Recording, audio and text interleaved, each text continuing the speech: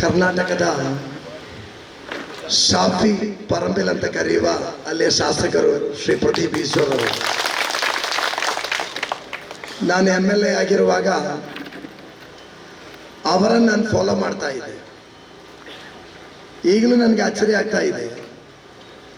2023 ವಿಧಾನಸಭಾ 23 ವಿಧಾನಸಭಾ ಚುನಾವಣೆಯಲ್ಲಿ ಬಿಜೆಪಿಯ ಮುಖ್ಯಮಂತ್ರಿ ಅಂತ ಬಿಂಬನೆ ಮಾಡಿದಂತ ಅಂದಿನ ಆರೋಗ್ಯ ಮಂತ್ರಿ ಸುಧಾಕರ್ ಅವರ ಎದುರಾಗಿ ಗೆದ್ದಂತ ಪ್ರದೀಪ್ ಈಶ್ವರ್ ಅವರ ಕ್ಷೇತ್ರದಲ್ಲಿ ಶಾಸಕರಾದ ನಂತರ 80% ಮನೆಗಳಿಗೆ ಮುಖತವಾಗಿ ಭೇಟಿಯಾದ ದೇಶದ ಏಕೈಕ MLA ಅಂತ ಹೇಳ್ಬೋದು. ನಾನು ನನ್ನ ಕ್ಷೇತ್ರದ ಒಂದು ಕಾರ್ಯಕ್ರಮಕ್ಕೆ ಅವರನ್ನು ಕರೀಲಿಕ್ಕೆ ಟ್ರೈ ಮಾಡಿದೆ, ಸಿಗ್ಲಿಲ್ಲ. ಕೊನೆಗೆ ಅವರನ್ನು ಲಾಕ್ ಮಾಡಿದೆ ಹೇಗೆ ಅಂತ ಹೇಳಿದ್ರೆ, ಅವ್ರು ದಾವಣಗೆರೆಯಲ್ಲಿದ್ದರು. KC ವೇಣುಗೋಪಾಲ್ ರವರಿಗೆ ಕಾಲ್ ಮಾಡಿ ಊಟಿಗೆ ಅದರ ಮುಖಾಂತರ ಒಂದು ದಿವಸ ಕೊಡಿ ಅಂತ ಕೇಳಿಕೊಂಡು ಬೆಳಗ್ಗೆ 4 ಗಂಟೆಗೆ ಬೆಂಗಳೂರಿಂದ ಹೊರಟು ಕಷ್ಟಪಟ್ಟು ಮಂಜೇಶ್ವರದ ಈ ಒಂದು ಪ್ರದೇಶಕ್ಕೆ ಬಂದಿದ್ದಾರೆ. ನಿನ್ನೆ ನಮ್ಮ ಕರ್ನಾಟಕ CM ಬಂದಿದ್ರು. ಅವರೆಲ್ಲರೂ ಕೂಡ ಈ ಕ್ಷೇತ್ರಕ್ಕೆ ಬರ್ಲಿಕ್ಕೆ ಕಾರಣ ಏನಂತ ಹೇಳಿದ್ರೆ, ಈ ತನಕ ಕೆಲ ವಿಧಾನಸಭೆಯಲ್ಲಿ ಬಿಜೆಪಿಗೆ ನಾವು ನೀಡಿರುವುದು 0. ಬಿಜೆಪಿಗೆ ಒಂದೇ ಒಂದು MLA ಕಳೆದ ವಿಧಾನಸಭೆಯಲ್ಲಿ ಕೂಡ ಇರಲಿಲ್ಲ. 35 ವರ್ಷಗಳಿಂದ ಬಿಜೆಪಿ ಪ್ರಯತ್ನ ಮಾಡುವ ಏಕೈಕ ಕ್ಷೇತ್ರ ಮಂಜೇಶ್ವರ. ಕರ್ನಾಟಕದ ಸನ್ಮಾನ್ಯ ಮುಖ್ಯಮಂತ್ರಿಗಳು ದಿನೇಶ್ ಗುಂಡೂರಾವ್ ಅವರು, ಸಮೀರ್ ಅಹಮದ್ ಖಾನ್ ರವರು, ಪ್ರದೀಪ್ ಈಶ್ವರ್ ಅವರು, ಅಶೋಕ್ ಕುಮಾರ್ ರವರು ಎಲ್ಲರೂ ಬಂದು ಹೇಳೋದಿಷ್ಟೇ, ದಯಮಾಡಿ ಕರ್ನಾಟಕದಲ್ಲಿ ಬಿಜೆಪಿಯನ್ನು ಗೆಲ್ಲಿಸಿದ ಕ್ಷೇತ್ರದಲ್ಲಿ ಈ ದುರಂತವನ್ನು ನಾವು ಅನುಭವಿಸ್ತಾ ಇದ್ದೇವೆ. ಆ ದುರಂತಕ್ಕೆ ಮಂಜೇಶ್ವರ ಮತದಾರರು ಬಲಿಯಾಗಬೇಡಿ ಎಂಬ ಒಂದು ಮನವಿ ಮಾಡಲಿಕ್ಕೋಸ್ಕರ ಅವ್ರು ಬಂದಿದ್ದಾರೆ. ನಾನು ಸುದೀರ್ಘವಾದ ಭಾಷಣಕ್ಕೆ ಮುಂದುವರಿತಾ ಇಲ್ಲ. ಕಳೆದ 5 ವರ್ಷಗಳಲ್ಲಿ ಮಂಜೇಶ್ವರ ಜನರ ಜೊತೆಯಲ್ಲಿದೆ. ಇನ್ನು ನಾವು ಮತಗಟ್ಟೆಗೆ ಹೋಗ್ಲಿಕ್ಕೆ ಕೆಲವು ಗಂಟೆಗಳು ಮಾತ್ರ ಬಾಕಿ ಉಳಿದಿದೆ. ನಾಳೆ ಸಂಜೆ 6 ಗಂಟೆಗೆ ಪ್ರಚಾರ ಕೂಡ ಅಂತ್ಯವಾಗ್ತಾ ಇದೆ. ನೀವೆಲ್ಲರೂ ಮುಂದಿನ 5 ವರ್ಷ ಈ ಕ್ಷೇತ್ರದ ಜನರ ಕ್ಷೇಮಕ್ಕೋಸ್ಕರ, ಸೇವೆಗೋಸ್ಕರ UDF ಅಭ್ಯರ್ಥಿಯಾದ ನನ್ನ ಏಣಿ ಗುರುತಿಗೆ ತಮ್ಮ ಅಮೂಲ್ಯವಾದ ಮತಗಳನ್ನು ನೀಡಿ ಪ್ರಚಂಡ ಬಹುಮತದಿಂದ ಮತ್ತೊಮ್ಮೆ ಚುನಾಯಿಸಬೇಕಂತ ಕಳಕಳಿಯಿಂದ ವಿನಂತಿ ಮಾಡಿಕೊಂಡು, ನೀವೆಲ್ಲರೂ ಪ್ರದೀಪ್ ಈಶ್ವರ್ ಅವರ ಭಾಷಣಕ್ಕೋಸ್ಕರ ಕಾಯ್ತಾ ಇದ್ದೀರಿ. ಅವರನ್ನು ಮಂಜೇಶ್ವರ ವಿಧಾನಸಭಾ ಕ್ಷೇತ್ರದ ವಿಧಾನಸಭೆಯ ಫಲಿತಾಂಶ ಬರುವಾಗ ಎಲ್ಲ ಕ್ಷೇತ್ರಗಳನ್ನು ದಾಟಿ ಕೊನೆಗೆ ಆ ಫಲಿತಾಂಶದ ಕೊನೆಯ ಬೂತ್ಗಳನ್ನು ಎಣಿಕೆ ಮಾಡೋದು ಈ ಪಂಚಾಯತ್.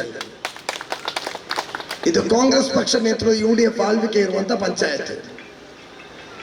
ಇಲ್ಲಿ ಮತ ಎಣಿಕೆ ಮಾಡುವಾಗ ಚಾನೆಲ್ನವರು ಸ್ಟಾರ್ಟ್ ಮಾಡಿಬಿಡ್ತಾರೆ. ಏನಂತ ಹೇಳಿದ್ರೆ, ಇನ್ನು ಹೆಣ್ಮಗಜೆಯಲ್ಲಿ ಮತ ಎಣಿಕೆ ಮಾಡುದು ಬಿಜೆಪಿಗೆ ಸ್ವಾಧೀನ ಇರುವ ಪಂಚಾಯತ್, UDF ಗೆಲ್ಲಿಕ್ಕೆ ಕಷ್ಟ ಅಂತ ಹೇಳ್ತಾ ಇರ್ತಾರೆ.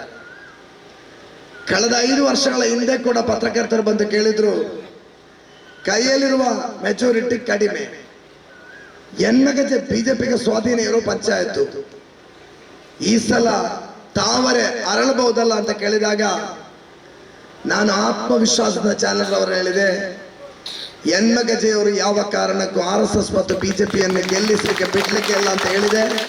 ಕೊನೆಯ ಬೂತುಗಳು ಎಣಿಕೆ ಮಾಡುವಾಗ ರದ್ದುಚನ್ ಅವರು ಗೆದ್ದ ರೀತಿಯಲ್ಲಿ, ಚರಕಳಂ ಅಬ್ದುಲ್ಲರವರು ಗೆದ್ದ ರೀತಿಯಲ್ಲಿ ನಾನು ಕೂಡ ನನ್ನನ್ನು ಗೆಲ್ಲಿಸಿದಂತ ಪಂಚಾಯತ್.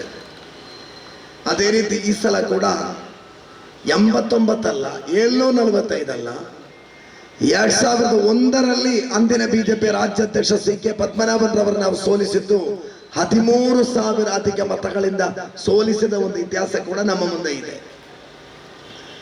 ಈ ಸಲ ನಾವು ಬಿಜೆಪಿಯವರು ಎಲ್ಲ ಸಲ ಗೆಲ್ಲುವಂತ ಜಿಲ್ಲಾ ಪಂಚಾಯತ್ ಸೀಟನ್ನು ಕೂಡ ನಾವು ಚಾಲೆಂಜ್ ಮಾಡಿ ಸೋಮಶೇಖರ್ ಅವರ ಮುಖಾಂತರ ನಾವು ಗೆದ್ದಿದ್ದೇವೆ.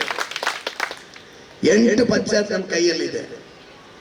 2001ರ 13,000ವನ್ನು ದಾಟಿ ದಾಖಲೆ ಮತಗಳಿಂದ ಮಂಜೇಶ್ವರದ ಮತದಾರ UDF ಅನ್ನು ಗೆಲ್ಲಿಸುವ ನಿರೀಕ್ಷೆ ಇದೆ.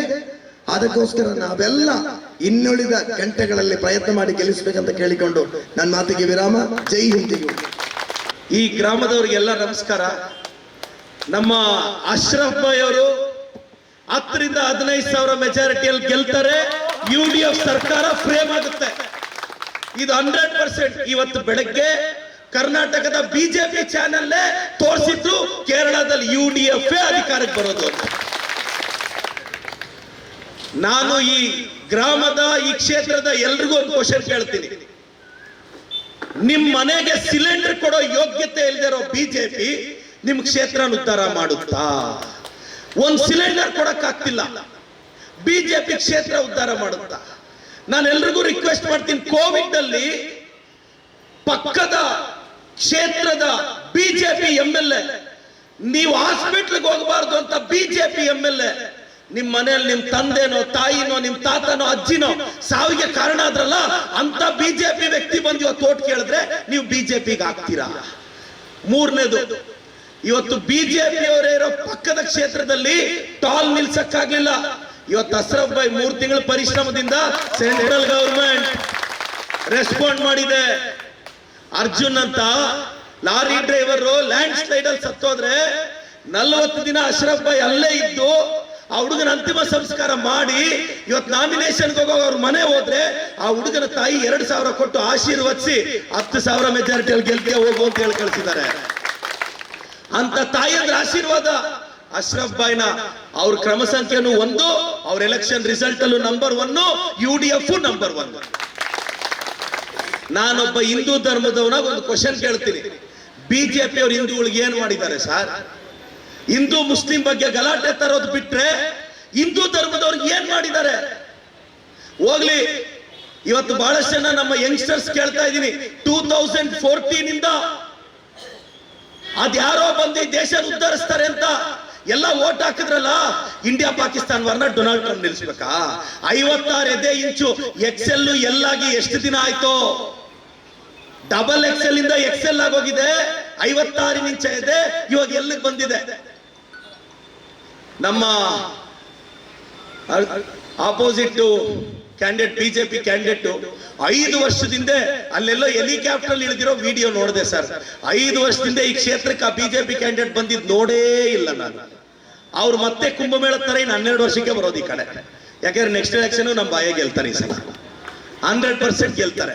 ನಾನು ಎಲ್ರಿಗೂ ಒಂದು ರಿಕ್ವೆಸ್ಟ್ ಮಾಡ್ತೀನಿ, ಒಂದ್ ತಲೆಯಲ್ಲಿ ಇಟ್ಕೊಳ್ಳಿ, ಬಿಜೆಪಿ ಬಂದ್ರೆ ಹಿಂದೂ ಮುಸ್ಲಿಮರ ಬಗ್ಗೆ ಗಲಾಟೆ ತರ್ತಾರೆ. ನಾನೆಲ್ಲ ಹಿಂದೂ ಯುವಕರಿಗೆ ಪದೇ ಪದೇ ಪ್ರಶ್ನೆ ಕೇಳ್ತೀನಿ. ಇವತ್ತು ಬಿಜೆಪಿ MLAಗಳು ಬಿಜೆಪಿ MP ಹೇಳಿ ಇವತ್ತು ಕೋಮು ಘರ್ಷಣೆಗಳಿಗೆ ಕಾರಣ ಆಗ್ತಾರಲ್ಲ, ನಿನ್ಗೆ ಹೆಚ್ಚು ಕಡಿಮೆ ಆದ್ರೆ ನಾಳೆ ಸಿಟಿ ಸಿವಿಲ್ ಕೋರ್ಟ್ ಹತ್ರ ನಿನ್ನ ಹೆಂಡತಿ ಮಕ್ಕಳು ಬಂದೇ ಬೇಲ್ ಕೊಡ್ಬೇಕು. ಯಾವನೋ ಬಿಜೆಪಿ MLAನೋ MP ಬಂದು ನಿನ್ನ ಮಾತಾಡ್ಸಕ್ಕೂ ಬರಲ್ಲ, ಮಾತಾಡ್ಸಕ್ ಬರಲ್ಲ. ದಯವಿಟ್ಟು ಎಲ್ರಿಗೂ ಹೇಳ್ತೀನಿ, ಹಿಂದೂ ಮುಸ್ಲಿಂ ಸಾಮರಸ್ಯ ಇರ್ಬೇಕು ನಮ್ಮ ಸಮಾಜದಲ್ಲಿ. ಏನಾದ್ರೂ ಮಾತಾಡಿದ್ರೆ ಸರ್ ನಾನೊಂದು ಹೇಳ್ತೀನಿ, ನನ್ನ ಎದೆ ಹೇಳಿದ್ರೆ ಶ್ರೀರಾಮನು ಇದ್ದಾನೆ, ಸಿದ್ದರಾಮಯ್ಯನೂ ಇದ್ದಾನೆ, ನನಗೆ ಇದ್ದಾನೆ. ಆದ್ರೆ ನಾನು ಕೇಳೋದು ಬಿಜೆಪಿ ಅವರು ಏನ್ ಮಾಡಿದ್ದಾರೆ? ಏನೂ ಇಲ್ಲ. ನಾನು ಕೇರಳ ಜನತೆಗೆ ಒಂದು ರಿಕ್ವೆಸ್ಟ್ ಮಾಡ್ತೀನಿ, ನಾವು ಇಂದಿರಾ ಗ್ಯಾರಂಟಿಗಳನ್ನ ಇಂಪ್ಲಿಮೆಂಟ್ ಮಾಡ್ತಿರ್ತೀವಿ. ಒಮನ್ ಚಂಡಿ ಅವ್ರ ಆತ್ಮಕ್ಕೆ ಶಾಂತಿ ಸಿಕ್ಕಿ ಆ ಇನ್ಶೂರೆನ್ಸ್ ನಾವು 25 ಲಕ್ಷ ಏನ್ ಇನ್ಶೂರೆನ್ಸ್ ಕೊಟ್ಟಿದೀವಿ ಅದು ಇಂಪ್ಲಿಮೆಂಟ್ ಮಾಡ್ತೀವಿ. ಸರ್, ನಾವು 58,000 ಕೋಟಿ ಕರ್ನಾಟಕದಲ್ಲಿ ಗ್ಯಾರಂಟಿ ಕೊಡ್ತಾ ಇರೋದು, ಇವತ್ತಿಗೂ ನಿಲ್ಸಿಲ್ಲ ಗ್ಯಾರಂಟಿ. ಕೇರಳದಲ್ಲಿ UDF ಬರುತ್ತೆ, ಬಂದಿದ್ದ ಮೊದಲನೇ ದಿನಾನೇ ಗ್ಯಾರಂಟಿಗಳಿಗೆ ನಮ್ಮ UDF ಅಭ್ಯರ್ಥಿ ಸೈನ್ ಹಾಕ್ತಾರೆ. ಖಂಡಿತವಾಗೂ ನಂಬಿ. ಅಕ್ಕ, ಎಲ್ಲ ಹೆಣ್ಮಕ್ಳು ನೀವು ನಿಮ್ ತಂಗಿಗೋ ಅಕ್ಕಗೋ ಮಗಳಿಗೋ ಅರಿಶಿನ ಕುಂಕುಮ ಕೊಡ್ಬೇಕು ಅಂದ್ರೆ ಬಸ್ ಹತ್ತು ಹೋಗೋಣ ಅಂದ್ರೆ 100 ರೂಪಾಯಿ 200 ರೂಪಾಯಿ ಚಾರ್ಜ್ ಇರಲ್ಲ. ಮಗ ಬರೋವರೆಗೂ ವೆಯ್ಟ್ ಮಾಡಿ ಚಾರ್ಜ್ ಕಾಸಿಸ್ಕೊಂಡು ಮಗಳ ಮನೆಗೋ ಸೊಸೆ ಮನೆಗೋ ಹೋಗಿ ಅರಿಶಿನ ಕುಂಕುಮ ಕೊಡ್ಬೇಕು. ಇವತ್ತೇನಿಲ್ಲ, UDF ಬಂದಿದ್ ನೆಕ್ಸ್ಟ್ ಡೇ ಇಂದ ಯಾವ ಬಸ್ಸಲ್ಲೂ ನಿಮ್ಮನ್ನ ಚಾರ್ಜ್ ಕೇಳಲ್ಲ. Transportation complete free. ಕರ್ನಾಟಕದಲ್ಲಿ ಇದು ನಡೀತಾ ಇದೆ. ಇವತ್ತು ಎಲ್ಲ ಕಾಲೇಜ್ ಹುಡುಗಿರಿಗೆ ನಿಮಗೆ 1000 rupees supporting, 25 lakh health insurance. ಇವತ್ತು ಹೆಲ್ತ್ ಸೆಕ್ಟರ್ಗೆ, ಎಜುಕೇಶನ್ಗೆ ನಮ್ಮ UDF ಸರ್ಕಾರ ಬದ್ಧವಾಗಿದೆ. 5 ವರ್ಷದಿಂದ ತಮ್ಮ ಶಕ್ತಿ ಮೀರಿ ಕೆಲಸ ಮಾಡಿದ್ದಾರೆ. ಈ ವರ್ಷ ಅಶ್ರಫ್ ಭಾಯ್ ಮೊದಲೇ ಆಲ್ ದಿ ಬೆಸ್ಟ್ ಹೇಳ್ತೀನಿ, UDF ಬರುತ್ತೆ, ಕ್ಯಾಬಿನೆಟ್ ಅಲ್ಲಿ ನೀವು ಇರ್ತೀರಾ. ಈ ಅವಕಾಶ ಮಿಸ್ ಮಾಡ್ಕೋಬೇಡಿ ಅಂತ ನನ್ನ ಬ್ರದರ್ಸ್ಗೆ ಸಿಸ್ಟರ್ಸ್ ರಿಕ್ವೆಸ್ಟ್ ಮಾಡ್ತೀನಿ. ಸರ್, ಎರಡನೇದು, ನನ್ನ ಕಾಂಗ್ರೆಸ್ ಪಕ್ಷ, ನನ್ನ ಕ್ಷೇತ್ರದ ಮುಸ್ಲಿಂ ಬಾಂಧವರು, ನನ್ನ ಕ್ಷೇತ್ರದ ಹಿಂದೂ ಬಾಂಧವರು, ನಾನು ಈ ಕ್ಷೇತ್ರದ ಮುಸ್ಲಿಂ ಬಾಂಧವರನ್ನ ವೋಟ್ ಕೇಳೋ ರೈಟ್ ನನಗಿದೆ. ಕರ್ನಾಟಕದಲ್ಲಿ ಮುಸ್ಲಿಂ ಬಾಂಧವರನ್ನ ಯಾರೆಲ್ಲ ಬಿಜೆಪಿ ಅವ್ರು ಬೈತಾರೋ ಅವ್ರನ್ನ ಎದುರಾಕೊಂಡು 14 ಕೇಸ್ ಹಾಕ್ಸ್ಕೊಂಡಿರೋ ಏಕೈಕ MLA ನಾನು ಮುಸ್ಲಿಂ ವೋಟ್ ಕೇಳೋ ರೈಟ್ ನನಗಿದೆ. ಸರ್, ಮುಸ್ಲಿಂ ಲೀಡರ್ ಮುಸ್ಲಿಂ ಬಗ್ಗೆ ಮಾತಾಡೋದು ಗ್ರೇಟ್ ಅಲ್ಲ, ಮುಸ್ಲಿಂ ಬಗ್ಗೆ ಒಬ್ಬ ಹಿಂದೂ ಲೀಡರ್ ಮಾತಾಡೋದು ಗ್ರೇಟ್. ನಾನು ಮುಸ್ಲಿಂ ಬಾಂಧವರನ್ನ ಕೇಳ್ತೀನಿ. ಕರ್ನಾಟಕದಲ್ಲಿ ದೊಡ್ಡ ದೊಡ್ಡ MLAಗಳು, ಸೆಂಟ್ರಲ್ ಮಿನಿಸ್ಟರ್ಸ್, ಯತ್ನಾಳ್ ಅಂತ X central minister Vajpayee government ಅಲ್ಲಿ ನಿಮ್ ಧರ್ಮನ ಕೆಟ್ಟದಾಗ ಬೈದ್ರೆ ಎದುರಾಕ್ಸ್ಕೊಂಡು 14 ಕೇಸ್ ಹೈಕೋರ್ಟ್ ಅಲ್ಲಿ ನಡೀತಾ ಇದೆ. ನಾನ್ ಮುಸ್ಲಿಂ ಬಾಂಧವರು ಪರ ನಿಂತಿದ್ದೀನಿ. ದಯವಿಟ್ಟು ಮುಸ್ಲಿಂ ಬಾಂಧವರು ನಮ್ ಬ್ರದರ್ಗೆ ಆಶೀರ್ವಾದ ಮಾಡಬೇಕು.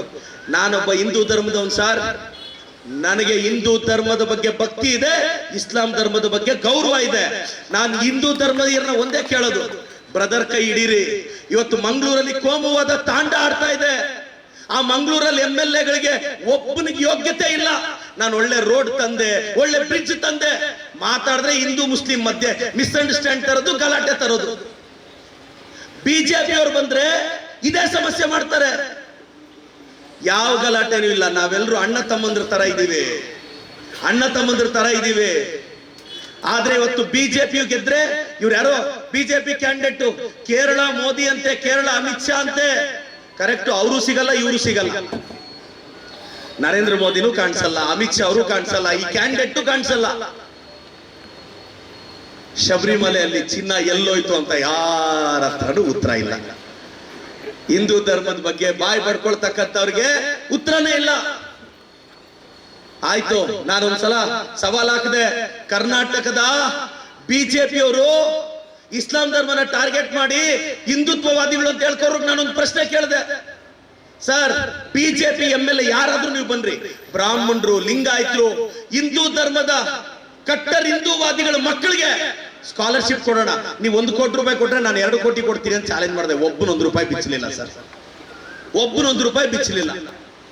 ನಾನು ಎಲ್ರಿಗೂ ರಿಕ್ವೆಸ್ಟ್ ಮಾಡ್ತೀನಿ, ಭಯ್ಯ, you will win. I request the people of Karnataka, BJP don't have a right to be in the power in Karnataka. BJP never won Karnataka. BJP never won Karnataka and Kerala.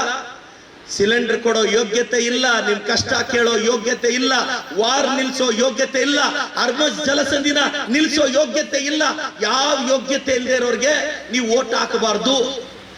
10 ರಿಂದ 15 ಸಾವಿರ ಮೆಜಾರಿಟಿಯಲ್ಲಿ ಭಯ್ಯ ಗೆಲ್ತಾರೆ. ಎರಡನೇ ವಿಚಾರ ನಾನು ಹೇಳ್ತೀನಿ, Congress ಪಾರ್ಟಿಯಲ್ಲಿ UDF ಅಲ್ಲಿ social justice ಇದೆ, social justice ಇದೆ, ಸೋಷಿಯಲ್ ಜಸ್ಟಿಸ್. ನಾನೊಬ್ಬ ಕರ್ನಾಟಕದ ಹಿಂದೂ ಸಮಾಜದ ಹಿಂದುಳಿದ ವರ್ಗದ ಹುಡುಗ. ನಾನು ಸರ್, ನನಗೆ ಚಿಕ್ಕ ವಯಸ್ಸಲ್ಲೇ ತಂದೆ ತಾಯಿ ತೀರೋದ್ರು. ನಾನೊಬ್ಬ ಆರ್ಪ್ಯಾನ್, ಐ ಆಮ್ ಎನ್ ಆರ್ಪ್ಯಾನ್. ನಾನು ಚಿಕ್ಕ ವಯಸ್ಸಲ್ಲಿ ತಂದೆ ತಾಯಿನ ಕಳ್ಕೊಂಡು ತುಮಕೂರು ಹತ್ರ ಸಿದ್ಧಗಂಗೆ ಮಠದಲ್ಲಿ ಓದ್ ಬೆಳೆದವನು. ನನಗೆ ಬ್ಯಾಕ್ ಗ್ರೌಂಡ್ ಇಲ್ಲ. ಚಾಕ್ ಪೀಸ್ ಹಿಡಿದು ಸಾಮ್ರಾಜ್ಯ ಕಟ್ಟಿ 8,000 ಜನ ಸ್ಟೂಡೆಂಟ್ಸ್ MBBS ಓದ್ತಾ ಇದ್ದಾರೆ. ನಾನೆಲ್ಲೋ ನನ್ನ ಪಾಠ ಮಾಡ್ಕೊಂಡಿದ್ರೆ my leader Rahul Gandhi, my leader Mallikarjun Kharge ji, my leader KC Venugopal ji, my leader Siddaramaiah ji, DK Shivakumar ji, ನಾನೆಲ್ಲೋ ಪಾಠ ಮಾಡ್ಕೊಂಡಿರೋನು ಕರೆದ್ರು ಒಂದಿನ, MLA ಟಿಕೆಟ್ ಕೊಡ್ತೀವಿ ಅಂತ. ಕನ್ಸೇ ಇಲ್ಲ. ಯಾರ ಮೇಲೆ? ನೆಕ್ಸ್ಟ್ ಬಿಜೆಪಿ ಬಂದ್ರೆ ಕರ್ನಾಟಕದಲ್ಲಿ CM ಆಗ್ತೀವಿ ಅಂತಿದ್ದವ್ರ ಮೇಲೆ. ಭಯ್ಯ, मैं उधर CM कैंडिडेट को हरा दिया, इधर BJP एक्स प्रेसिडेंट को आप हरा देना. ಅಲ್ಲಿ ಹಂಗಾಯ್ತು. ಕೊಟ್ರು. ಹೇಳಿ, ಒಬ್ಬ ಆರ್ಪ್ಯಾನ್ ಹುಡುಗನ್ಗೆ ಬಿ ಫಾರ್ಮ್ ಕೊಟ್ಟು ಗೆಲ್ಸೋ ತಾಕತ್ತು UDF ಪಕ್ಷ, ಕಾಂಗ್ರೆಸ್ ಪಕ್ಷ, ಮುಸ್ಲಿಂ ಲೀಗ್ ಪಕ್ಷ, ಇಂಥ ಪಕ್ಷಗಳಿಗೆ ಸಾಮಾಜಿಕ ಬದ್ಧತೆ ಇದೆ. ಇದಕ್ಕೆ ನೀವು ವೋಟ್ ಮಾಡಬೇಕು. ನಮ್ ಭಯ್ಯದು ಕ್ರಮ ಸಂಖ್ಯೆ 1. ದಯವಿಟ್ಟು ನಾನು ಎಲ್ಲ ಯಂಗ್ಸ್ಟರ್ಸ್ ನ ರಿಕ್ವೆಸ್ಟ್ ಮಾಡ್ತೀನಿ, ಕೋವಿಡ್ ಅಲ್ಲಿ ಬಿಜೆಪಿ MLAಗಳು ನಿಮ್ಮನ್ನ ಹಾಸ್ಪಿಟಲ್ ಬರಕ್ ಬಿಡ್ಲಿಲ್ಲ. ನನ್ಗೆ ಇನ್ನೊಂದು ನೋವಿದೆ ಭಯ್ಯ. ಹಿಂದೂ ರುದ್ರಭೂಮಿಯಲ್ಲಿ ಕೋವಿಡ್ ಅಲ್ಲಿ ಒಬ್ಬ ಹಿಂದೂ ಹುಡುಗ ಸತ್ತೋದ್ರೆ, ಹಿಂದೂ ರುದ್ರಭೂಮಿಯಲ್ಲಿ ಮಣ್ಣು ಮಾಡೋಣ ಅಂತ ಹೋದ್ರೆ ಅದೇ ಬಿಜೆಪಿ MLA ಮಣ್ಣು ಮಾಡಬಾರ್ದು ಅಂತ ಡೈರೆಕ್ಷನ್ ಕೊಟ್ಟು 50 ಕಿಲೋಮೀಟರ್ ದೂರ ಹೋಗಿ ಮಣ್ಣು ಮಾಡಿದ್ವಿ. ಈ ಡೋಂಗಿ ಹಿಂದೂಗಳಿಗೆ ಓಟ್ ಹಾಕೋದು ನಾವು. ಎಸ್, ಭರತ್ ಶೆಟ್ಟಿ ಅಂತ MLA ಇದ್ದಾನೆ. ಭರತ್ ಶೆಟ್ಟಿ, ನಿನಗೆ ಕೇಳ್ತಾ ಇದ್ದೀನಿ, ಹಿಂದೂ ಧರ್ಮದವನ್ ಸತ್ತೋದ್ರೆ ಹಿಂದೂ ರುದ್ರಭೂಮಿಯಲ್ಲಿ ಊಡ್ಬೇಡ ಅಂತೆಲ್ಲ ನಿನ್ ಯೋಗ್ಯತೆಗೆ ಬಂದು ಓಟ್ ಕೇಳೋ ತಾಕತ್ತಿದ್ಯಾ ನಿನಗೆ? ಇವತ್ತೇನೋ ಭರತ್ ಶೆಟ್ಟಿ ಇಲ್ಲಿಗೆ ಇನ್ಚಾರ್ಜ್ ಅಂತೆ. ಯಾವ ಮುಖ ಇಟ್ಕೊಂಡು ಹಿಂದೂಗಳಿಗೆ ಆಯ್ತಪ್ಪ, ಈ ಬಾರ್ಡರ್ ಕ್ಲೋಸ್ ಆಯ್ತಲ್ಲ ಕೋವಿಡ್ ಅಲ್ಲಿ, ನಿನ್ ಯೋಗ್ಯತೆಗೆ ಹಿಂದೂಗಳನ್ನಾದ್ರೂ ಬಿಟ್ಟಿಲ್ಲ, ಬಿಡಲ್ಲ. ಅವ್ರಿಗೆ ಬೇಕಾಗಿರೋದು ಬಿಜೆಪಿ ಅವ್ರ ಪವರ್, ಇನ್ನೇನ್ ಬೇಕಾಗಿಲ್ಲ ಭಯ್ಯ. 2014ರಿಂದ ಇಲ್ಲಿವರೆಗೂ ನರೇಂದ್ರ ಮೋದಿ ಅವ್ರು ಏನ್ ಮಾಡಿದ್ದಾರೆ ಈ ದೇಶಕ್ಕೆ? ಅಮಿತ್ ಶಾ ಅವ್ರು ಏನ್ ಮಾಡಿದ್ದಾರೆ? 5 ವರ್ಷಕ್ಕೊಂದ್ಸಲ ಪ್ರೆಸ್ ಮೀಟ್ ಅಲ್ಲಿ ಬಂದು ಮೇರಾ ಬಾಯಿ ಅವ್ರ ಬೆಹನೋ ಅಂತ, ಅದು ಸ್ಕ್ರಿಪ್ಟೆಡ್. ಮನ್ ಕಿ ಬಾತ್ ಹೇಳ್ತಾರೆ. ಮನ್ ಕಿ ಪೇನ್ ಕೌನ್ ಸುನ್ನ ಹೈ honourable Modi ji, you will speak Mann Ki Baat. मन की पेन है ना इंडिया पीपल को, the people of Kerala, people of Karnataka, वो मन की पेन किसको बोलना है? आप नहीं सुनता है?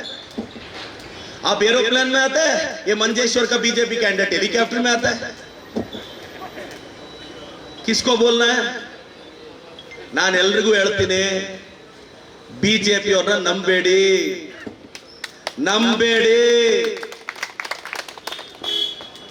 ಈ ದೇಶನ ಲೂಟಿ ಮಾಡ್ತಿರೋರು ಬಿಜೆಪಿ ಅವರು. ಅದಾನಿ, ಅಂಬಾನಿ ಎಲ್ರಿಗೂ 1,00,000 ಕೋಟಿ ಡಿಸ್ಕೌಂಟ್. ನಾವೆಲ್ಲ 5 ಗ್ಯಾರಂಟಿ, ಮನೆಗೆ 2,000, ಗೃಹಲಕ್ಷ್ಮಿ, ಗೃಹ ಜ್ಯೋತಿ 200 ಯೂನಿಟ್ ಕರೆಂಟ್ ಫ್ರೀ ಕೊಟ್ರೆ ಬಿಜೆಪಿ ಅವ್ರು ಹೇಳಿದ್ರು ದೇಶ ದಿವಾಳಿ ಆಗೋಗುತ್ತೆ ಅಂತ. ಈಗ ಅವರೇ ಬೇರೆ ಸ್ಟೇಟ್ ಅಲ್ಲಿ ಅನೌನ್ಸ್ ಮಾಡ್ಕೊಂಡು ಬರ್ತಾ ಇದ್ದಾರೆ. ಬ್ರದರ್, ನಾನು ಎಲ್ರಿಗೂ ರಿಕ್ವೆಸ್ಟ್ ಮಾಡ್ತೀನಿ, ಯಂಗ್ಸ್ಟರ್ಸ್ಗೆ, UDF ಸರ್ಕಾರ ಬರ್ತಾ ಇದೆ, ಅಣ್ಣನ ನೀವು ಆಶೀರ್ವಾದ ಮಾಡಬೇಕು. 106 ಕೋಟಿ ಅನುದಾನ ಅಣ್ಣ ತರ್ತಾರೆ, ಹಳ್ಳಿಯನ್ನ ಅಭಿವೃದ್ಧಿ ಪಡಿಸ್ತಾರೆ. ಪಕ್ಕದಲ್ಲಿ ಕನ್ನಡದ ಅಸ್ಮಿತೆ, ಕನ್ನಡದ ಮೊದಲ ರಾಷ್ಟ್ರ ಕವಿ ಗೋವಿಂದ ಪೈ ಹುಟ್ಟಿದಂತ ಮಣ್ಣಿದು. ಗೋವಿಂದ ಪೈ ಅವರ ಆತ್ಮಗೌರವ ನೀವು ಕಾಪಾಡ್ತೀರಾ ಅಂತ ನನ್ನ ನಂಬಿಕೆ ಇದೆ. ಕನ್ನಡಿಗರು ಅಲ್ಲಿ ಪಕ್ಕದಲ್ಲಿ ನಾವು ಕಾಂಗ್ರೆಸ್ ಪಕ್ಷ ಇದೀವಿ, ಇಲ್ಲಿ ನಮ್ಮ UDF ಇದೆ. ಬಾರ್ಡರ್ ಡೆವಲಪ್ಮೆಂಟ್ಗೆ ಏನೆಲ್ಲ ಸಹಕಾರ ಬೇಕು ನಿನ್ನೆ ನಮ್ಮ ಮುಖ್ಯಮಂತ್ರಿಗಳು ಬಂದು ಹೋಗಿದ್ದಾರೆ. ಎಲ್ಲ ಒಳ್ಳೇದಾಗುತ್ತೆ. ನಾನೆಲ್ಲ ಯಂಗ್ಸ್ಟರ್ಸ್ ಹೇಳ್ತೀನಿ, ಒಂದ್ಸಲ ಧೈರ್ಯ ಮಾಡಿ UDF ನ ಸ್ಟೇಟ್ ಅಲ್ಲಿ ತನ್ನಿ, ನಿಮ್ಗೆ ಆ ಡಿಫರೆನ್ಸ್ ಗೊತ್ತಾಗುತ್ತೆ. ಇನ್ 2 ವರ್ಷಕ್ಕೆ ಸೆಂಟ್ರಲ್ ಅಲ್ಲಿ ನಾವು ಪವರ್ ಬರ್ತೀವಿ. My leader Rahul Gandhi will be the prime minister of this country. ನನ್ನಂತ ಕೋಟ್ಯಾಂತರ ಜನ, ವಿ ಆರ್ ದ ಕಾಮನ್ ಕಾರ್ಯಕರ್ತಸ್ ಆಫ್ ದ ಪಾರ್ಟಿ. ನಾವೆಲ್ಲ ನೆಕ್ಸ್ಟ್ ಎಲೆಕ್ಷನ್ ಬಂದವರಲ್ಲ. ನನ್ನನ್ನು ಕೇಳ್ತಾರೆ, ನಾನು ಕರ್ನಾಟಕದಲ್ಲಿ ತುಂಬಾ ಜನ ಎದುರಾಕೊಂಡು, ಬಿಜೆಪಿ ಅವ್ರನ್ನ ಎದುರಾಕೊಂಡು, CMಗಳನ್ನ, ಮಿನಿಸ್ಟರ್ಗಳನ್ನ ಎಲ್ಲ ಒಂದು 20-25 ಕೇಸ್ ಹಾಕ್ಸ್ಕೊಂಡಿದ್ದೀನಿ. ನನ್ನನ್ನು ಕೇಳ್ತಾರೆ, ಬಿಜೆಪಿ ಅವರೆಲ್ಲ ಸೇರಿ, ಅಮ್ಮ, ಇಸ್ಲಾಂ ಧರ್ಮದ ಆಚಾರ್ಯ ನನ್ನಂತ ಹಿಂದೂ ಹುಡುಗ ಕೊಡೋ ಗೌರವ ಇದು ಹಿಂದೂ ಮುಸ್ಲಿಂ. ಅದೇ ನನ್ನ ಜಾಗದಲ್ಲಿ ಬಿಜೆಪಿ ಕ್ಯಾಂಡಿಡೇಟ್ ಇದ್ದಿದ್ರೆ ಕೇಳಿಸ್ಕೊಳ್ಳದೆ ಭಾಷಣ ಮಾಡಿ ಹೊರಟೋಗೋ.